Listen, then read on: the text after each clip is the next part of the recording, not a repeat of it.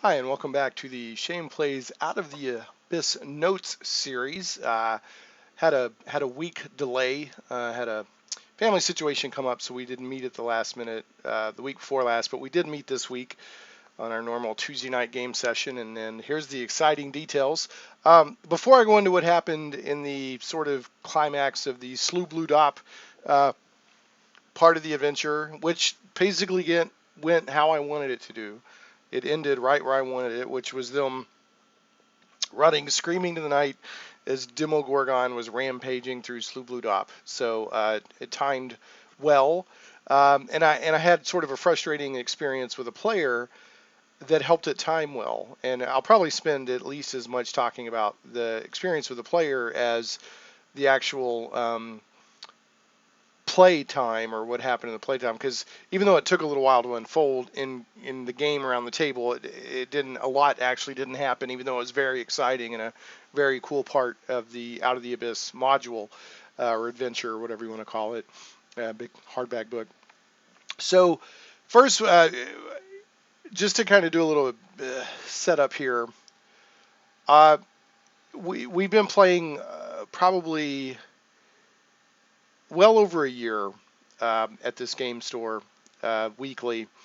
And when we went through the Lost Mine of Phandelver starter set adventure, because we were playing on behalf of the store, and because the players coming in and out was a lot more in flux, we've stabilized a little bit more, even though we do have new players coming in occasionally. In fact, we had a new one join just the other night. And we now have a second group at the game store.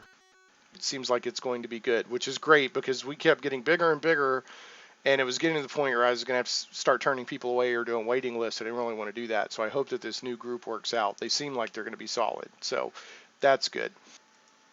All right, so in the previous game's adventure of Lost Mine of Phandelver, we were allowing, and that is my son joining us, we were allowing people to be very flexible about coming in, joining, leaving, in and out, and then existing players, I was being pretty flexible about them trying out new characters. Um, hey, can I try this guy? Can I try this gal? Whatever. And sometimes from one session to the next, they were playing a different character, or the gender was changing, or they were wanting to change all this. And, I was pretty flexible. They wanted to play Out of the Abyss, talked about what game do we want to play. And at this point, the group has stabilized more. Um, so, and we do have a few people coming in and out. Like I said, we had, I don't know if I've shared this, but we had a new player join officially, a couple of weeks ago, and just introduced a new character this past Tuesday. She was playing Eldith before that, our dwarf NPC that's kind of the standby character for new players. Um, and, when we started, I said, okay, for narrative purposes, we're not going to do the uh, character switching like we have been. For one, I want to have more immersion into the story, and when we're constantly this player's changing or this character's suddenly disappearing, another one's there, gender changing, all of this stuff, it affects the immersion into the story, right? It just, especially me pulling me out, and then I've got to house this character here or not there, da da da da. And I joked around that it was ripples in the space-time continuum, changing things, swapping things out in the multiverse. Well, with this, uh, Out of the Abyss, I said, for immersion, for storytelling, we're pretty much going to stick with the characters that you bring in unless they die. And then, you know, B, also not just for immersion, but you're in the Underdark. So it's less um, flexible on, oh, well, we're just, we're in this big city and here's a new character. I mean, it's the Underdark. It's a little different. So made that pretty clear. I've mentioned that more than once.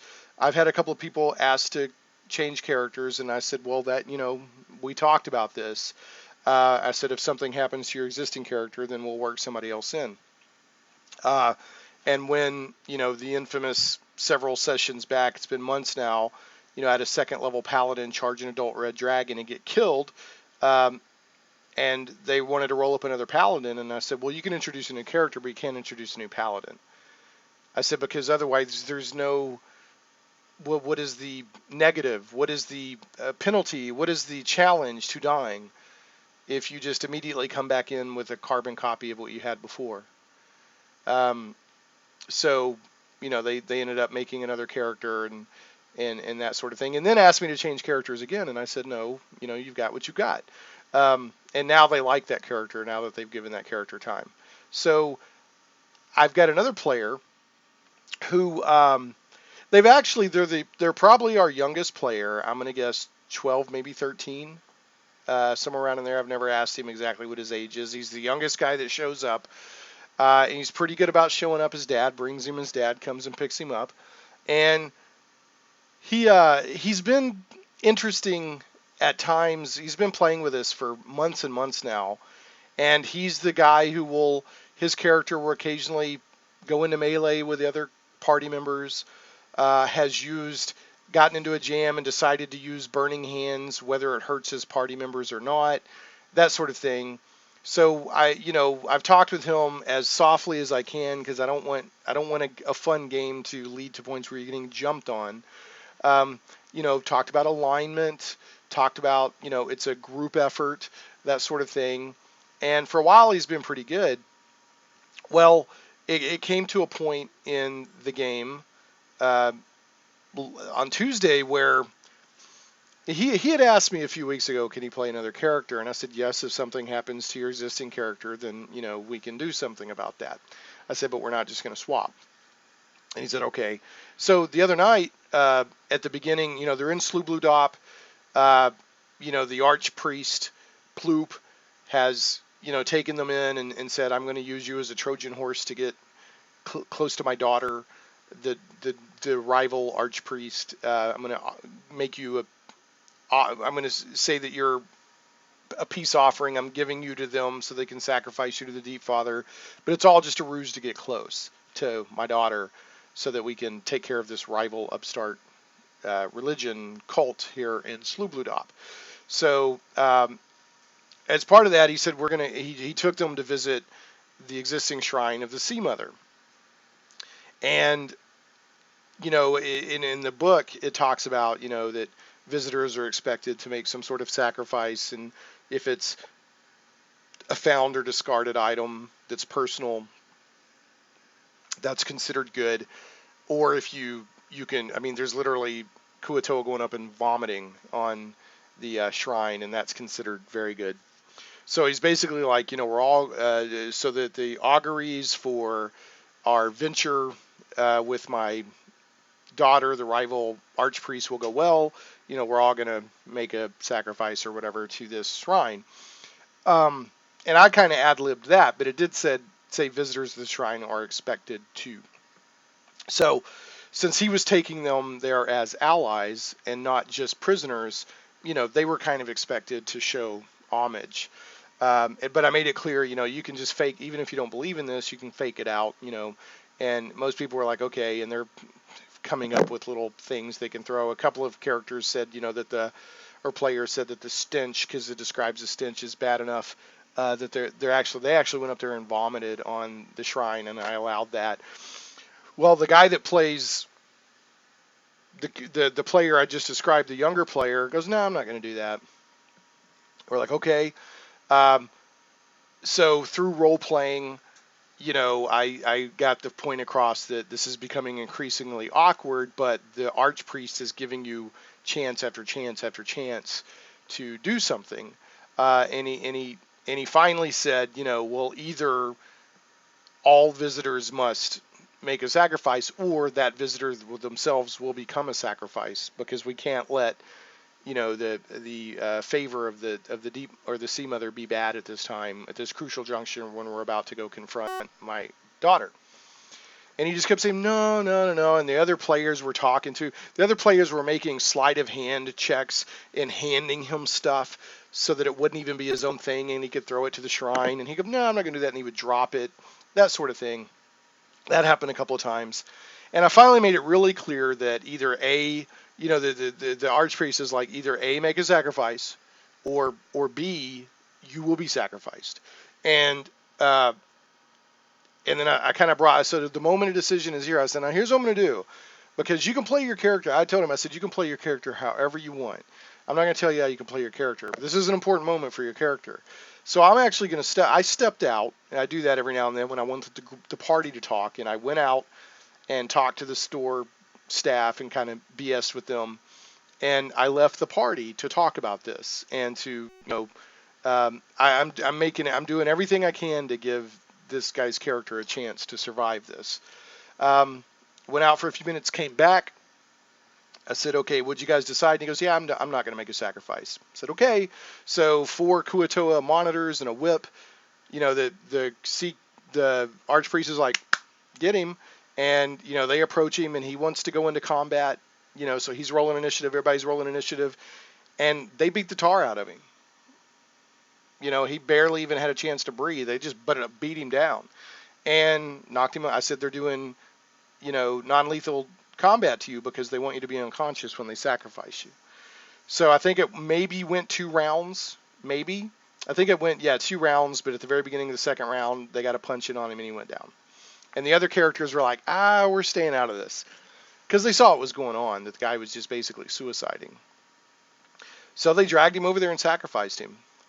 And I said, okay, that your character's dead. And he goes, oh. And he said, no problem. And he pulled out another character sheet. And I went, not tonight. And he was kind of stunned, like, what? I said, not tonight.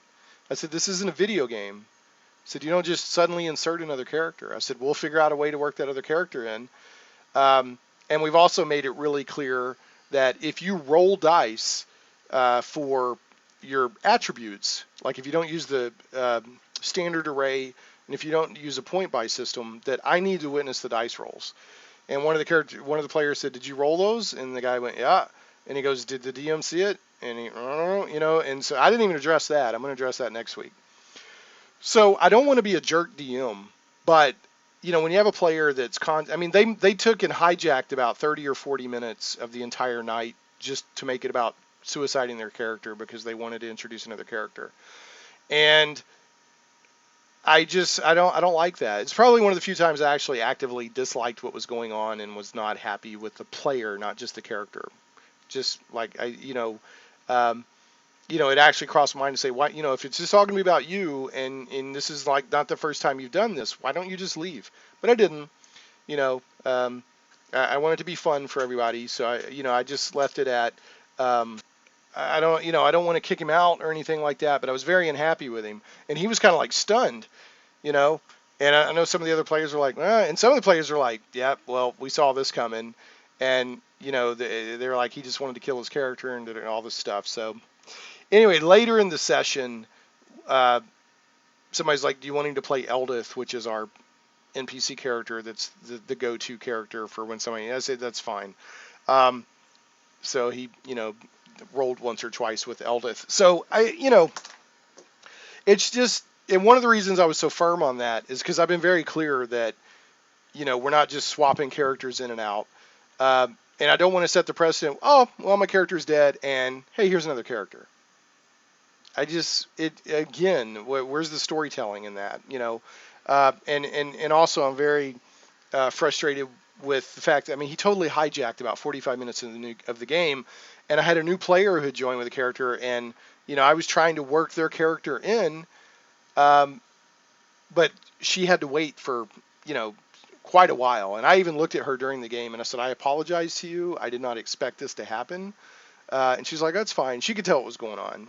She could tell that this player was being selfish. So, anyway, not going to run him out, but I'm not just going to bend over backwards to let him play a video game either. So, and if it can, like I said, he's attacked other players, he's cast spells on other players or on enemies, not caring, even though it's been pointed out you're going to catch your fellow players in it and stuff like that. So, needs a little bit of coaching or guidance or whatever you want to call it in that area. And if it just keeps up and keeps up and keeps up, I will eventually ask him to leave, even though I've never done that. And I'm trying to give him room for his youth, his age. So anyway, the story itself, very straightforward. We, after they sacrificed him and Ploop was like, the Deep Father, the Sea Mothers will be done either way. You'll either sacrifice or she provided a sacrifice for herself. So anyway, they go to the Deep Father shrine, present the characters as, a peace offering. Hey, it's obvious the Deep Father is the new kahuna in town. We're here to make peace and to show our respect and da-da-da-da. Um, and so the characters are kind of herded in the middle, and the new player who is introducing a tiefling uh, rogue, I believe. Uh, I had her in there, and it says in the story notes that there's a gray dwarf that's at the Deep Father Shrine waiting to be sacrificed. So I just said, well, your character's there too, and you've been in similar circumstances. You were captured by a drow raiding party, and you escaped, but unfortunately, you're the last of your crew. Or your group you're with. Your group's all died off or gotten separated or lost or whatever, and you've had the unfortunate luck of being caught by the Kuatoa. But now you have the good luck of here's all these other characters. Long story short, the gray dwarf, uh, gets in the mix, and the new character gets in the mix.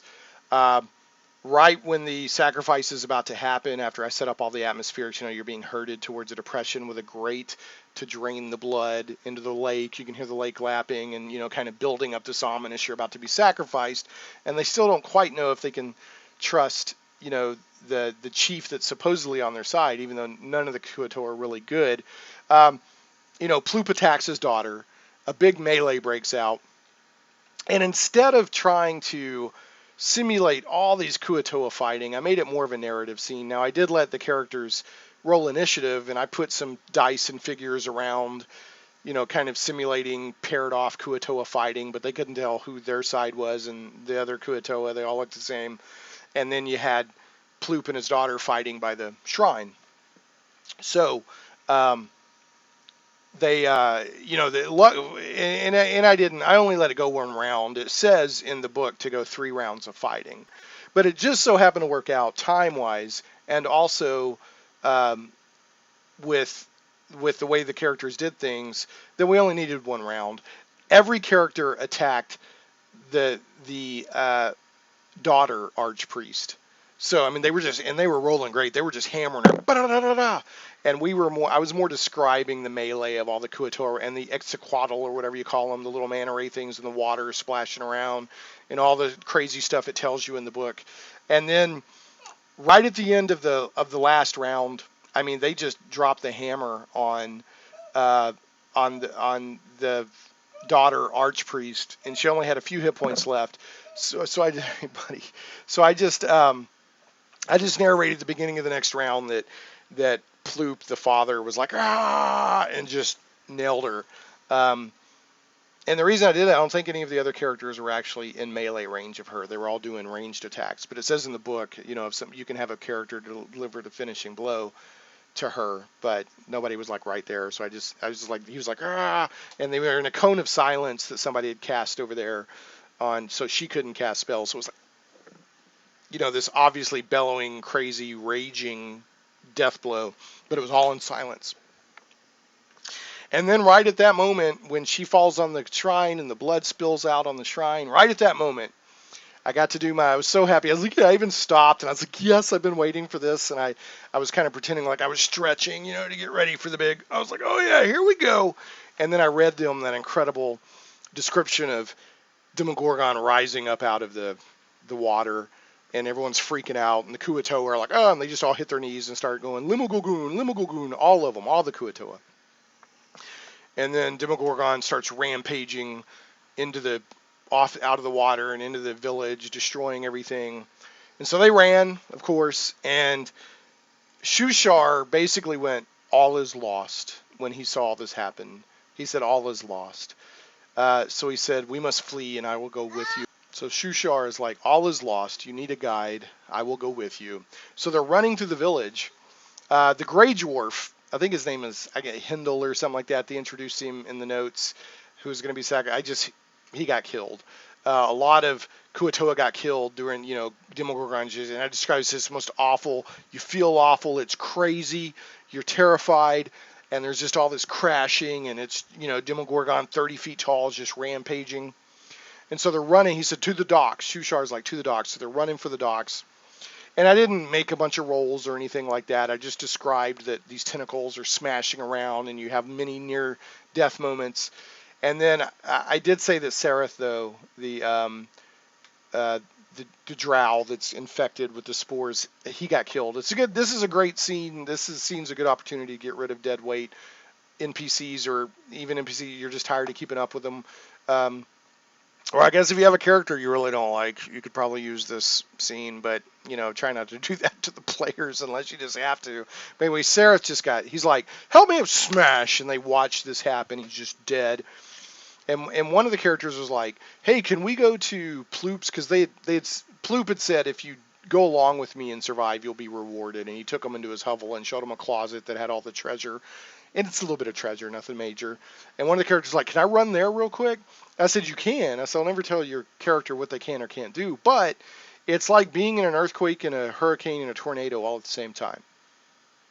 And he was like, oh, okay, I get it. So they just ran for the boats.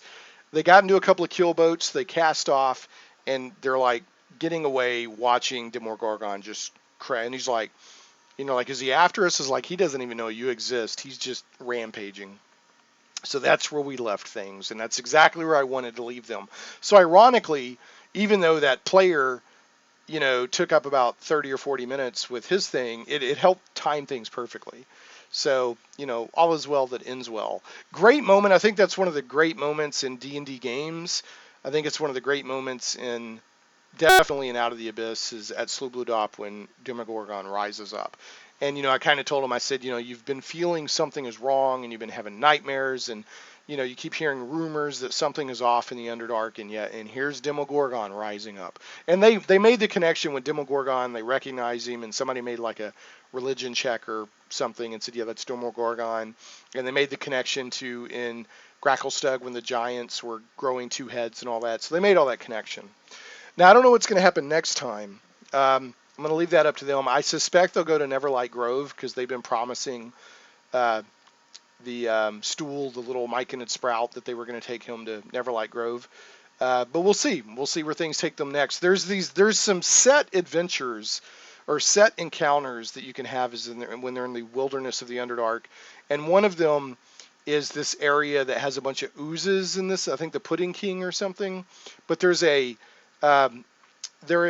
intelligent gelatinous cube that is great. So I think I'm going to introduce that as they're on their way to wherever they go next. So a lot of fun. Welcome your comments on, both how to handle difficult players or even good players with difficult situations that they may present.